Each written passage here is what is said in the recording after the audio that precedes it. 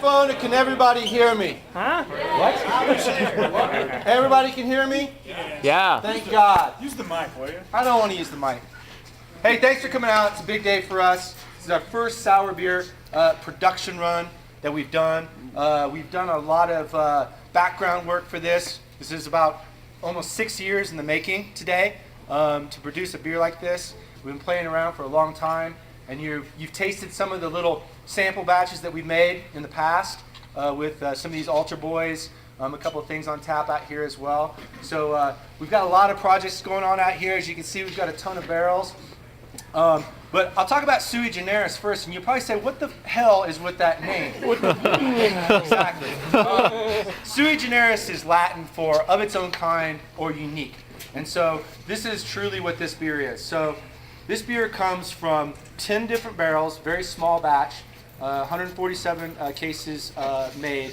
But we had 10 different barrels, and there are 10 completely different kinds of beers. So it could be anything from a brown ale that was fermented with 100% Brettanomyces in a bourbon barrel to a light golden ale that was produced with Pediococcus, Lactobacillus, and a couple different kinds of Brett strains.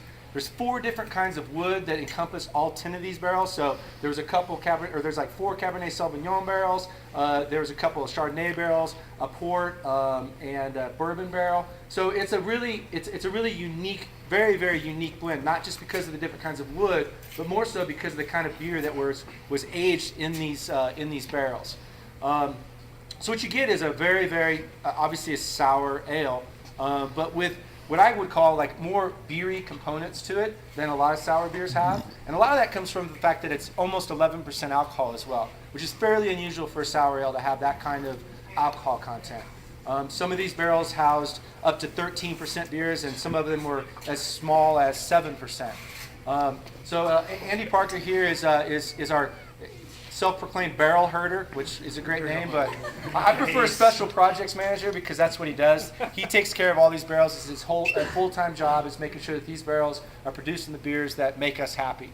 So a couple of months ago, we sat down with these 10 barrels, and we sat at a table, Andy and I, and we started making these blends in a beaker, and we were like, making the blends that we liked, and then we kind of sit down and taste them together. So we pulled a little bit, or maybe all of a barrel, maybe a little bit of this barrel, a little bit of this barrel, to create what you have in your hand. Some of it, hopefully you have in your hand, or in a bottle anyway, which is Sui Generis. So that is, oh, hey, I should have turned off my phone. Answer and say hello. Oh, it's funny. Hello. Hey, by the way, one of the better sour blenders in the country, Vinny Chirlizzo. Vinny! Hey, Vinny, I'm standing here talking to a group of people talking about sour beers, and it's so funny that you should call. I think they all want to say hi again. Hold on a second. Say hi to Vinny. Hi, Vinny! Hey, we're all coming at 5 o'clock for you. Yeah, we're all set. I'll see you at 5 o'clock. All right, later. We're doing a beer dinner tonight in Boulder, and I have to go pick his ass up. So, Nice. not anytime soon. Where's though. the dinner? The dinner is at the kitchen upstairs, and I believe it's sold It is out. sold out. It's sold out. It's a $140 beer dinner. There's going to be Vinny's going to be there, Sam Calagione from Dogfish, Rob Todd from Allagash, and Jason Rob Todd from Allagash. And who am I missing? Tommy Art. As I usually I would. forget all the time. Exactly, me too. Yeah. Don't forget the guy but from anyway, Avery. it's going to be a fun night Isn't tonight. that guy from Avery going? And I will be there as well. Oh, yeah, wait, no, that guy. Peter will be there. That's right. Yeah. So anyway, that's Sui Generis. Anybody have questions on that beer? I mean, obviously it's a super weird beer, and hopefully you guys enjoy it. Anybody tried? Anybody cracked their bottles yet? I haven't tried one. You think it's any good? It's all right. All right, cool.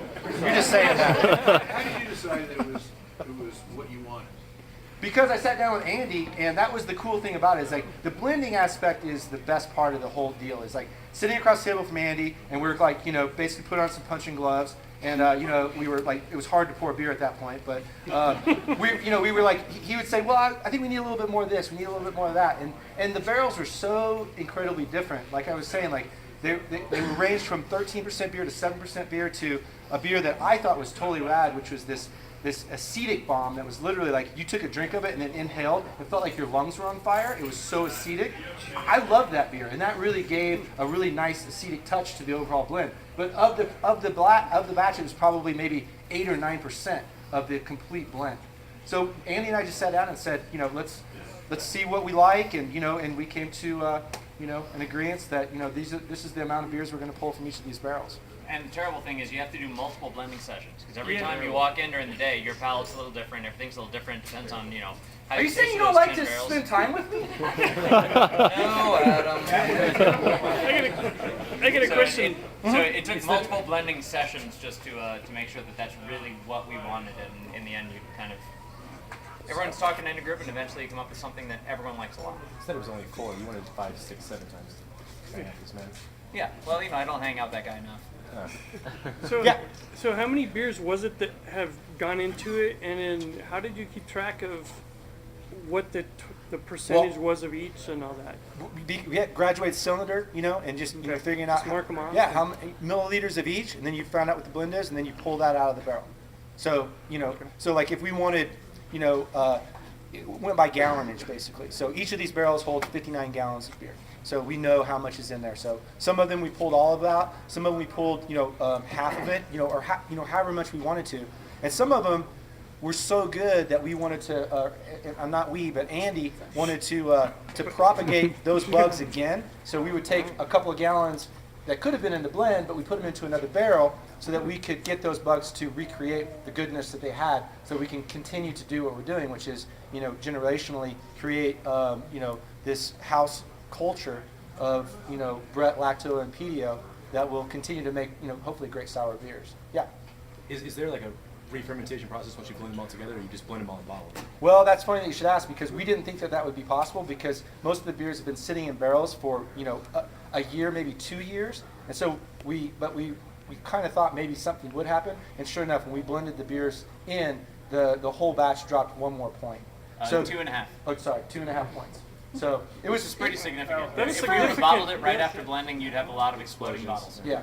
Wow. So whatever sugars were available in some barrels that those bugs could not eat, in another barrel there was a bug or a Brett that could eat that sugar. So So did it end up drier than you wanted? Or? not at all. It's bone dry though. But that's what we wanted. Yeah. For a So- 10% beer, it's definitely bone dry. Yeah, the Well, finishing yeah. gravity is probably 1004. 1004. Yeah, 1004. So super low, especially at that kind of alcohol content. So any other questions about Sui Generis? I will play a commercial for you and let you know about some other things that are coming out. Yeah, go ahead. No idea, but I can't imagine this beer not handling 10 years. Realistically, it's super acidic. Nothing's going to happen to this beer. It's already gone bad. So, right, Andrew? Yeah, pretty much. Okay. Yeah. Could you tell us about collaboration, not litigation? Oh, sure. That's funny that Vinny called me because there's. Is it on tap right now? No. It was earlier this morning, but Oh, we was pulled it? it at like 9. Yeah. brewed Collaboration at is a beer 9? that we brewed with our friends at Russian River, Vinny Chorizo, and we both made a beer called Salvation. And instead of suing each other, we decided we would do a blend. So that's out in the market. We've done that every year. But let me talk about some of the other things that are going on right now. These barrels back here are Zinfandel barrels, and they hold a beer that we're going to call Carassus, which is a sour cherry wild fermentation beer, and it's all Brettanomyces fermented. There's going to be a slight acidity to that, and from the Brett fermentation, it'll also be fairly sour from the cherries that we have in there, and that's going to be out sometime in 2010. Is that the third in the barrel age series? What's that? Is that the third in the No, the third one will be out of these guys, which are Gosling rum barrels. So Gosling's we didn't realize how lucky we were to get these barrels. We thought we made a phone, or Andy made a phone call. It was like, hey, we had an in with Gosling somehow, a friend of a friend, and called up and they're like, oh yeah, we've got 18 barrels for you. And we're like, great. And we thought we would always be able to get these. This is not the case. This is their old rum that they make, which is their top of the end rum. And they don't produce very much at all each year, like maybe 6 or 7, literally 6 or 7 I'm barrels. begging their production managers for more, and we'll find out when we get an order from the top. Maybe you'll get another 8 this year. Yeah, so it's Like, very. oh, come on, guys. We got very, very lucky, and very lucky in that the finished product kind of speaks volumes to the the quality of their rum and obviously the quality of our beer as well. But this will be number 3, and this is we're hoping to bottle this on November 16th. It's an imperial oatmeal stout that I actually thought really